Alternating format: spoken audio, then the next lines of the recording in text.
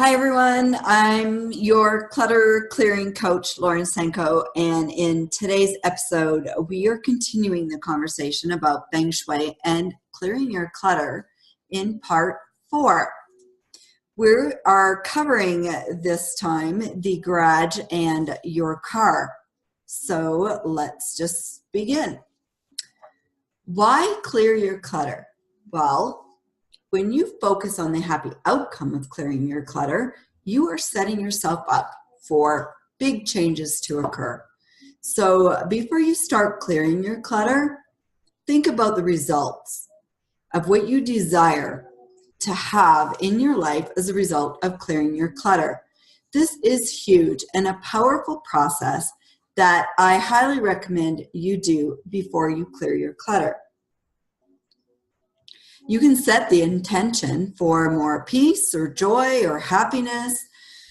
Perhaps you want new career opportunities to come into your life, or love, or deeper relationships, clarity, calmness, more time for yourself, new relationships, more travel, and even more abundance. So these are definitely things to keep in mind when you start clearing your clutter. So does your garage function as it's meant to be used? Just a question to ask.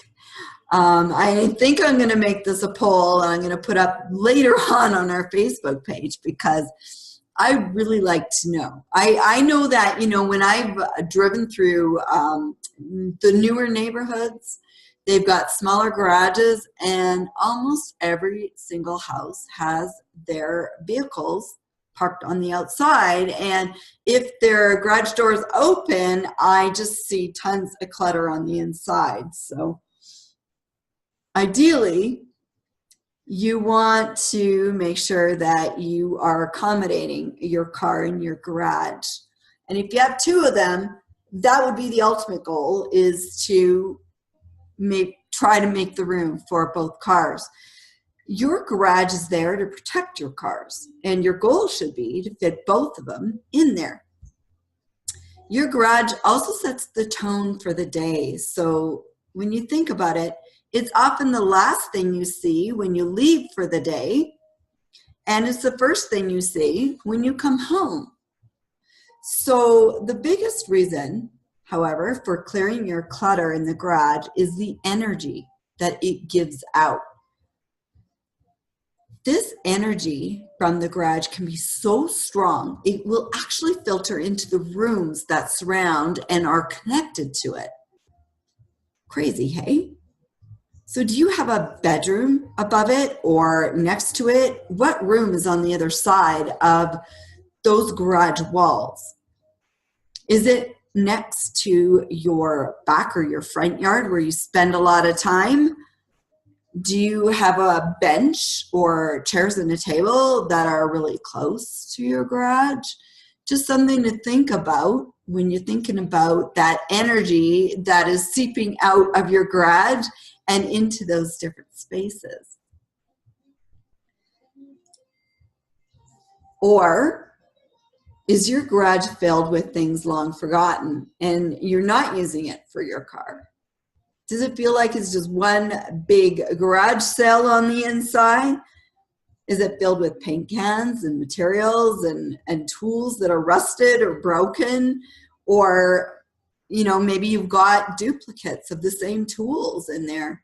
How about holiday decorations and broken lights or ornaments? Or does the garage house all your garden supplies? And your rakes and your shovels and your lawnmower and on and on and on. Or sports stuff like soccer balls and baseball. And how about snowboards that no longer fit you or no longer fit your kids? Or perhaps you've got golf clubs from your childhood that are still sitting there in the corner of your garage. Or do you have bicycles that your kids have outgrown? Or old camping equipment that you no longer use? Does your garage feel like it's just one big garage sale from the inside? So check in with yourself and the energy that you feel when you go in your garage. It should feel good. Remember, it sets the tone for the beginning of your day and the end of the day when you come home. Paint the walls a really nice bright color. It gives uplifting energy that way. Even white is going to make it feel bright and clean and give off this expansive energy. Organize things into bins and containers that you can put up on a shelf. Does your garage at the end of the day make you smile when you drive into it and when you go in and drive out of it? This sounds funny, but my garage makes me smile when I drive into it or when I'm leaving it. It just makes me smile.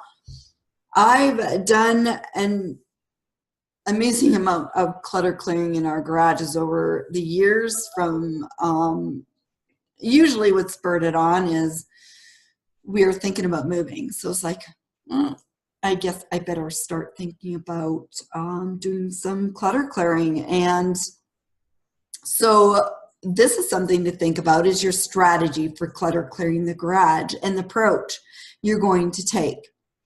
You could take the drawer approach, which is similar to cleaning out an entire drawer in your one of your rooms in the house. Or when you relate that to the garage, it's like clearing out maybe just one area of the garage. Or are you going to tackle the whole entire room in a house? And similarly, are you going to tackle the whole entire garage in one day? If you're driven to get it done in one day, take everything out. Remove the cobwebs, clean the shelves, sweep it out, clean the floor. That includes washing the floor and getting rid of the debris. You could either use a vacuum, one of those that you keep in your garage, and vacuum it out, wash the floor, get rid of all that old stale energy. However, if you are going to get it done in all one day, make sure it's on a really beautiful sunny day when you know it's not going to rain and things won't get wet. However, word of caution, if you are doing it this way, dealing with everything in one day can be super daunting, not to mention exhausting. You may very well do better to start with one area of the garage and work your way around, especially if you have a lot that you need to get rid of. So decide on the amount of time that you have for this task. For example, if you have 2 hours to spare that day, leave 1 hour for clutter clearing and cleaning and an hour to organize and put things back. Grab some boxes to make it easier. One for recycling, one for everything you're throwing out, one for the donation, and one for all the things you're going to keep. Consider buying shelves for the garage. That makes sense to keep the things on it that you want in the garage. Organize them in clear bins and containers so you can see what is in those bins and containers. You can label them.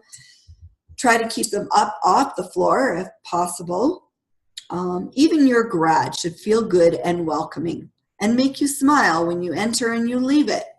Mine does. You can, like I said before, you can, even paint it.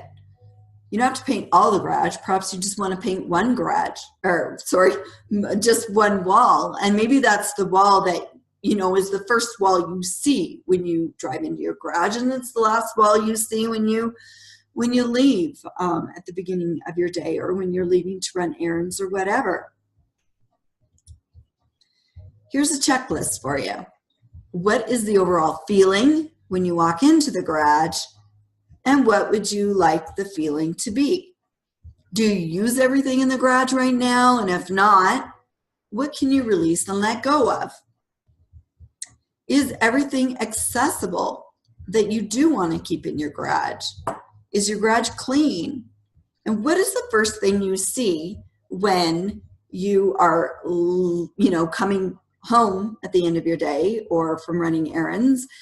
And what is the, again, it's going to be the last thing you see when you leave. So consider putting something fun on the wall in front of you, perhaps a sign.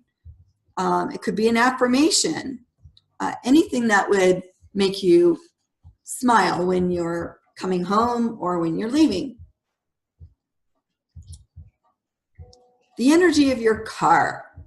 So your car has an underlying energy attached to it as well, and it's an extension of yourself. The energy represents transportation, your identity, freedom, moving forward in life, reaching your goals or your destination. So clean out your car regularly, just like you hopefully do with the rooms in your home. So when you're clearing the clutter and cleaning your car, check the glove box. Can you really stuff one more thing into it? Similarly, the console, check that out. What are you keeping in there? Maintenance records for the car is a good example of being, filing away the older ones and just keep the most recent in the car. How about the pockets on the door or in the console again? Often these can become go-to places to throw gas receipts, wrappers, bags, snacks, etc. Check the trunk for things that have accumulated.